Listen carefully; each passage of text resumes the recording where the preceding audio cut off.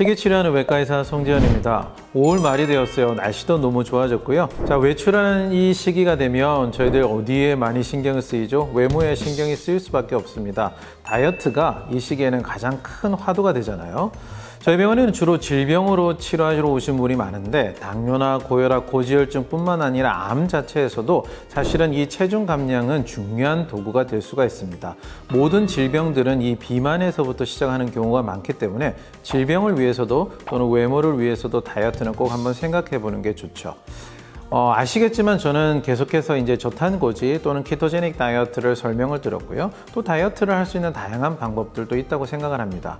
저희 병원에 오시는 분들은 이 약을 써서 다이어트를 하는 방법들을 싫어하시는 분들이 많이 계세요. 그래서 식이요법을 가지고 주로 이야기를 하고 있지만 기존에는 다이어트 약을 활용하는 분들도 많이 계시고요. 또한 이 약을 활용해서도 좋은 효과를 보는 분들도 있긴 합니다. 그러면은 다이어트 약에는 도대체 어떤 것이 있는지 또는 이 키토제닉 다이어트나 저탄고지를 할 때는 다이어트 약을 어떻게 이용할 수 있는지 마지막 부분에 제가 팁을 드리도록 하겠습니다. 자, 다이어트 약은 최근에는 이 세 가지가 가장 유명해요. 많이 들어보셨을 건데 약은 아니고 사실은 주사지만 싹센다라는 주사죠. 들어보신 분들 많이 계실 거예요. 주사를 맞으면 살이 빠진다. 이렇게 돼서 주사 치료를 많이 하고 있는데 싹센다는 사실은 당뇨병 치료제예요. 정확히 말하면 GLP-1 유사체가 들어있는 물질인데요. 이 물질이 어떤 효과를 발휘하냐면 위에서 음식이 좀 천천히 내려가게 해줘요. 그래서 포만감을 좀 가질 수도 있고요. 그 다음에 당이 좀 천천히 흡수가 될 수 있는 효과도 있습니다.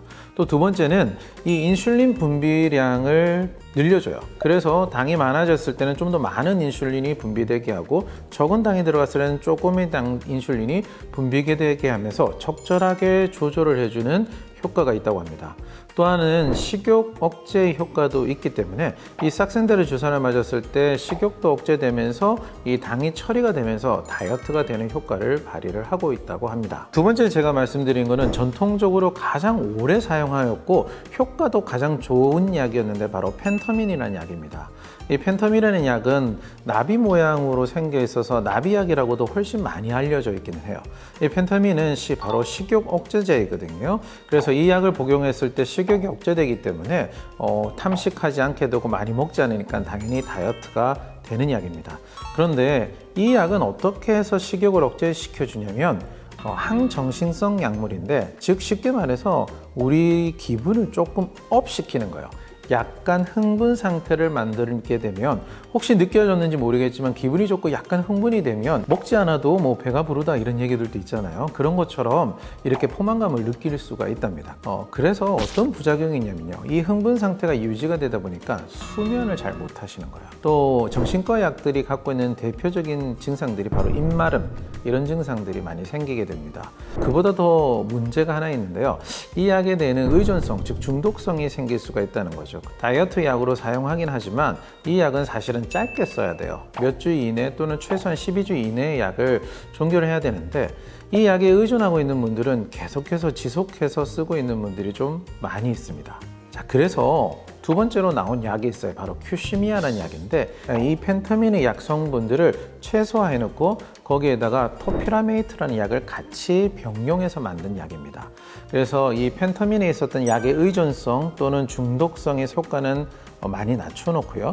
이 토피라메이트를 혼합해서 식욕 억제 효과는 어느 정도 유지할 수 있도록 만들어준 약이죠. 지금 여러 가지 논문들을 보면요. 사실은 이 큐시미아라는 약이 다이어트에는 가장 효과가 있는 것으로 나타나고 있습니다. 자, 이 토피라메이트라는 성분은 뇌전증, 즉 항간질약으로 쓰이는 거예요. 그래서 이런 약을 쓰다 보면 사실은 감각이 조금 이상하거나 손발 저림과 같은 증상이 나타날 수도 있다고 합니다.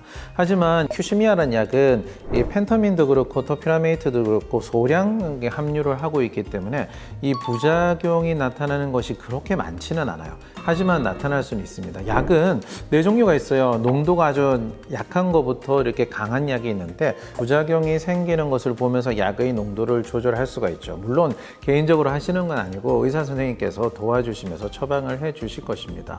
아마 이 세 가지가 가장 많이 들어보셨던 병원에서 처방해주는 다이어트 약이고요.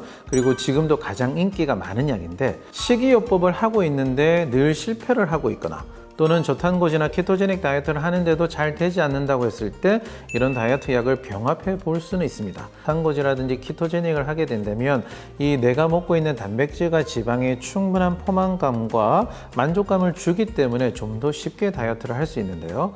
내 몸이 많이 상해 있거나 또는 많이 단 것에 중독이 되어 있다면 이때는 선생님들하고 잘 상의하셔서 이 다이어트 약을 적절하게 굵고 짧게 잘 활용하신다면 성공해 볼 수 있다고 생각합니다. 어떠셨나요? 오늘 다이어트 이야기 좀 도움이 되셨나요? 궁금한 것이 있으면 언제든지 댓글로 달아주세요. 어떤 약을 어떤 상황에서 쓰는 것이 가장 효과적일까? 임신이 가능성이 있을 땐 쓰지 않는 게 좋은데 윗입술이 이렇게 갈라지게 되는 구개열이라는 선천성 기형이 생길 수가 있거든요.